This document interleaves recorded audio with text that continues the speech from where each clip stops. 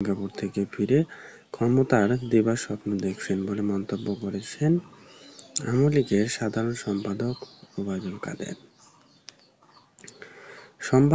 সোমবার রাজধানীর গুলিস্তানে বঙ্গবন্ধু অভিনয় এক সম্মেলনে এসব কথা বলেন তিনি জানান, ২৫শে মার্চ গণহত্যা দিবস উপলক্ষে আয়োজিত এবং সমাবেশে করে ঢাকা মহানগরীর দক্ষিণ আওয়ামী লীগ বিএনপির ক্ষমতা দিবার স্বপ্ন দেখে মন্তব্য করেন আওয়ামী লীগের সাধারণ সম্পাদক। সিঙ্গাপুর থেকে ফখরুল ফিরে দিবার স্বপ্ন দেখেছেন। দেশে বিএনপির প্রভু আছে যারা স্বার্থের জন্য বিএনপির পক্ষে ওকালতি করে, আর আমাদের বন্ধু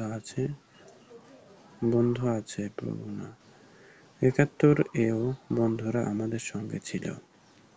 এবার বিএনপি নির্বাচন বানচালের চেষ্টা করছিল, এখনো বন্ধুরা আমাদের পাশে দাঁড়িয়ে আছেন। সিঙ্গাপুরে প্রায় ৩ সপ্তাহে চিকিৎসা শেষে গত শনিবার ঢাকা ফেরেন বিএনপির মহাসচিব মির্জা ফখরুল ইসলাম আলমগীর। একথা বলেন বিশেষ করে ওবায়দুল কাদের।